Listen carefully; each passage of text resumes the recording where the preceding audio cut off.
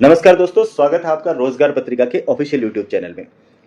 रोजगार पत्रिका में हम आपके लिए लेकर आते हैं गवर्नमेंट जॉब, सरकारी जॉब से जुड़ी जो भी नोटिफिकेशन है उनको सिंपल शब्दों में डिकोड करके आपके लिए मैं वीडियो बनाता हूं, वो भी ऑफिशियल नोटिफिकेशन से। तो आज का जो वीडियो है वो है राजस्थान कर्मचारी चयन आयोग जयपुर, जिसने जारी किया है कारागार विभाग में प्रहरी पद के लिए टोटल 803 वैकेंसी। इसके लिए जो आवेदन कौन कर सकता है, पूरे देश से, पूरे इंडिया से आप इसके लिए आवेदन कर सकते हैं। मेल और फीमेल दोनों इसके लिए एलिजिबल हैं।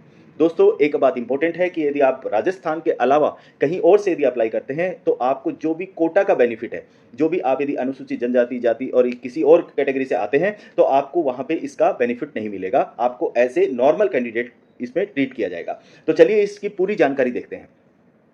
दोस्तों, आवेदन की जो प्रक्रिया है वो ऑनलाइन रखी गई है। इसके लिए आपको वन टाइम रजिस्ट्रेशन करना होगा। वन टाइम रजिस्ट्रेशन करने के लिए आपको ऑनलाइन पोर्टल पे जाना होगा, जो कि http://rssb.rajasthan.gov.in है।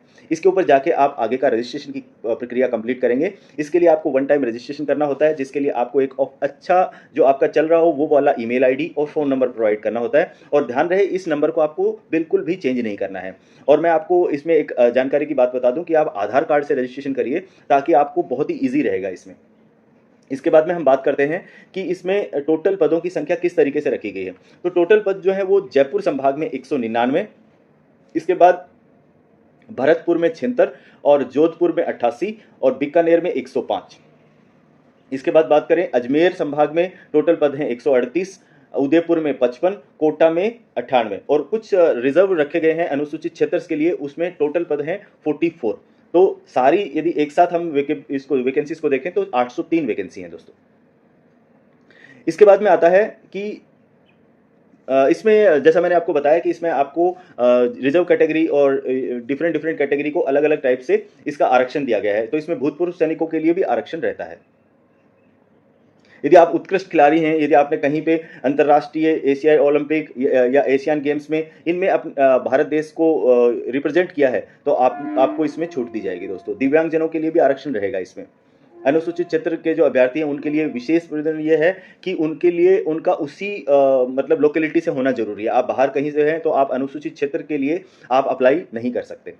वेतनमान दोस्तों, वेतनमान कितना रहेगा इसमें? वेतनमान पे मैट्रिक्स लेवल 3 में होगा। पे मैट्रिक्स लेवल 3 में जो आपकी बेसिक पेमेंट है वो करीबन दोस्तों 20,000 रुपये रहती है।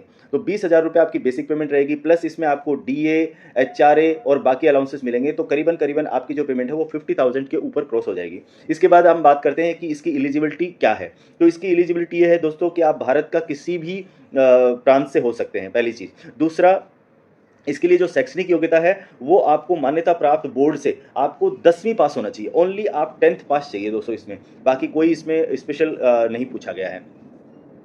और आपको हिंदी का जानकारी होना चाहिए, मीन्स आपको हिंदी लिखना पढ़ना और अच्छे से समझना आना चाहिए। और आपको राजस्थान संस्कृति का भी ज्ञान होना चाहिए। इसमें जो सबसे पहले दोस्तों लिखित परीक्षा होगी और आपका फिजिकल फिटनेस टेस्ट लिया जाएगा और साथ में आपका इसमें इंटरव्यू भी होगा दोस्तों। तो लिखित परीक्षा कहाँ होगी और किस तरीके से लिया मतलब होगी वो तो मैं बता दूंगा आपको। कहाँ होगी वो आपको आपके एडमिट कार्ड में मिलेगा और एडमिट कार्ड में आपको इसके बारे में जानकारी दी जाएगी। एडमिट कार्ड आपको ऑनलाइन ही डाउनलोड करना होगा। इसके लिए दोस्तों अभी जैसे मैंने बताया कि ये कारागार विभाग के लिए है, तो आप as good as Rajasthan police का जो होता है जो प्रोफाइल, वैसा ही आपका जो प्रोफाइल रहेगा, मीन्स उसी तरीके की नौकरी रहेगी आपकी। तो इसमें आपको फिजिकल एफिशिएंसी टेस्ट भी लिया जाएगा। तो physical efficiency test total 100 marks का होगा, जिसमें आपको मिनिमम 50 मार्क्स लाने होंगे। तो इसमें क्या रहेगा, जो पुरुष अभ्यर्थी हैं उनको 5 किलोमीटर की दौड़ करनी होगी और इसमें आपको मैक्सिमम जो टाइम दिया गया है वो 25 मिनट दिया गया, मतलब 25 मिनट के अंदर अंदर आपको 5 किलोमीटर खत्म करना होगा दोस्तों।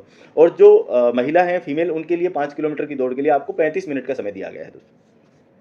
तो इस तरीके से आप जब पीटी खत्म कर लेंगे उसके बाद आपका पीएफटी होगा, फिजिकल फिटनेस टेस्ट होगा। फिजिकल फिटनेस टेस्ट में आपको आपकी हाइट, वेट और ये सब चेक किया जाएगा। हाइट में जो पुरुष अभ्यर्थी हैं उनकी जो हाइट है वो मिनिमम 168 सेंटीमीटर होनी चाहिए और आपका जो चेस्ट है, चेस्ट होना चाहिए 81 और बिना फुलाए और फुलाने के बाद 86। महिला अभ्यर्थी है उसकी जो हाइट है वो मिनिमम 152 सेंटीमीटर और उसका जो वेट है वो 47.5 किलोग्राम होना चाहिए, उससे कम नहीं होना चाहिए दोस्तों। इसके बाद में इसमें भी आपको जो रिजर्व कैंडिडेट है उनको थोड़ी छूट दी जाएगी।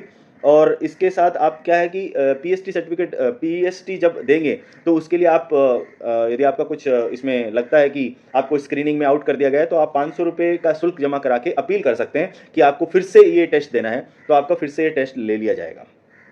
इसके बाद में जो आपकी आई साइट है वो 6/6 होनी चाहिए और खराब दृष्टि में 6/60 तक हो सकती है, और चश्मे के साथ में 6/6 और खराब दृष्टि 6/13 होनी चाहिए।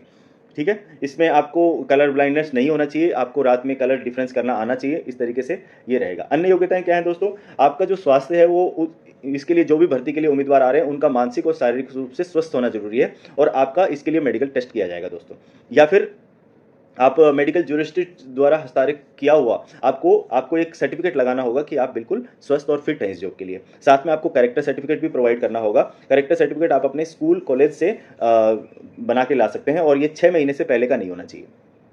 राष्ट्रीयता जैसे मैं आपको बता चुका हूँ, आप भारत के नागरिक होने चाहिए।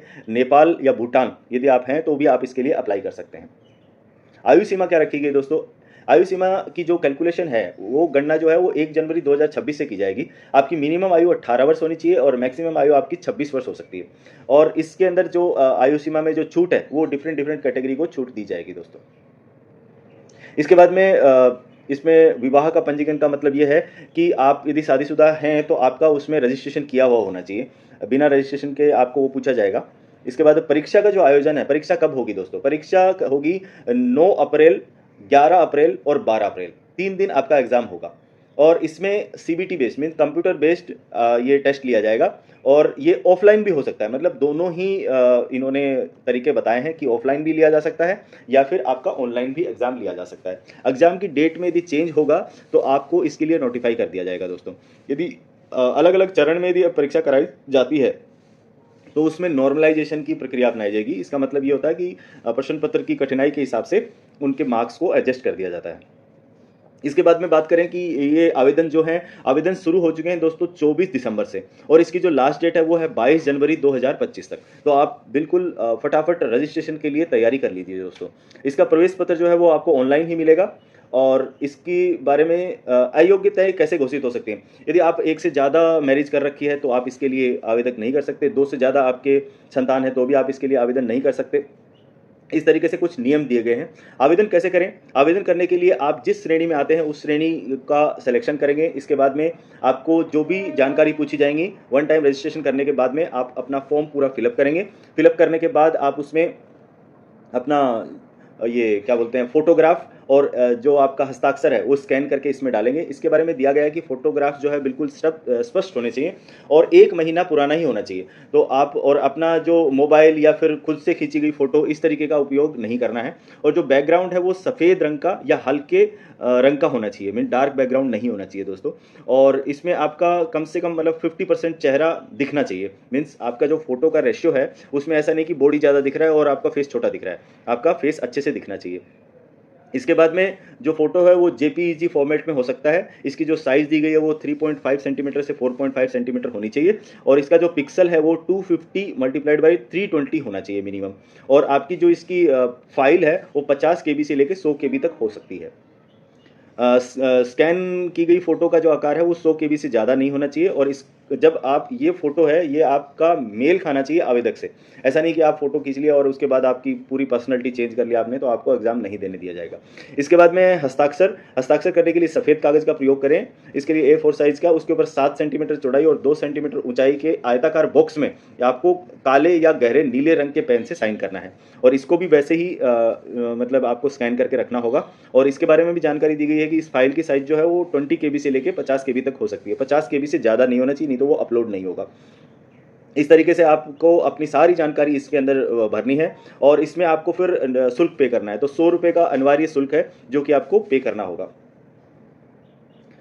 तो ऑनलाइन जो आवेदन है उसकी प्रक्रिया को कंप्लीट कर लेंगे। उसके बाद आप जो भी फ़ोटो आप स्कैन किया हुआ, आपके जो डॉक्यूमेंट मांगे गए हैं वो सभी आप जब अपलोड कर देंगे, फाइनली आप उसका सबमिट बटन प्रेस कीजिए। सबमिट बटन प्रेस करने के बाद में आप उसका एक प्रिंट आउट लेके रख लीजिए, ताकि आपको फ्यूचर में वो काम आएगा। ध्यान रहे आप अपना ईमेल आईडी और फ़ोन नंबर चेंज नहीं करना है।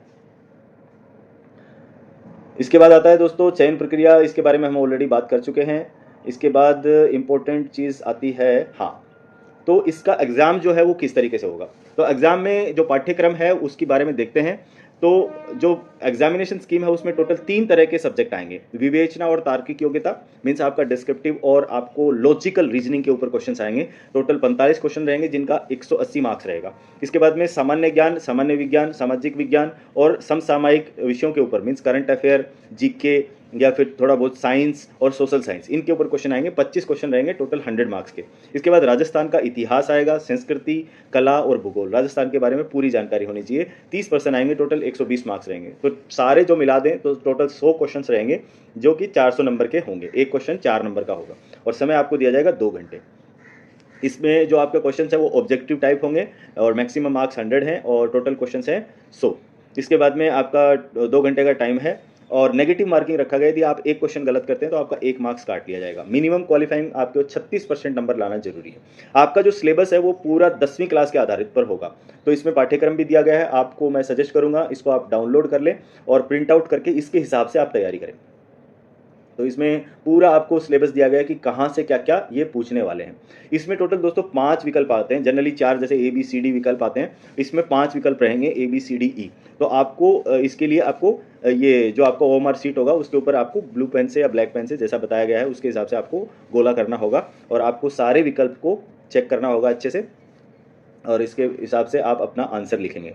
और बाकी कोई भी इसमें यदि फेरबदल होता है, कोई जानकारी आती है एक्स्ट्रा, तो आपको बोर्ड की वेबसाइट पे जाके ही चेक करना है जो कि है www.rssb.rajasthan.gov.in। इसके ऊपर आपको लेटेस्ट जानकारी जो भी है वो आती रहेंगी और मैं भी आपको अपने वीडियो के माध्यम से बताता रहूँगा। फिर भी यदि किसी भाई को, किसी साथी को इस चीज़ के बारे में जानकारी चाहिए या कोई डाउट आता है तो आप मेरे को कमेंट बॉक्स में लिख सकते हैं। दोस्तों आशा करता हूं कि पूरा अच्छे से नोटिफिकेशन समझ में आ गया होगा। वीडियो थोड़ा लंबा हुआ है, चलो कोई बात नहीं, आप तक पूरी जानकारी पहुंचनी बहुत ज़रूरी है।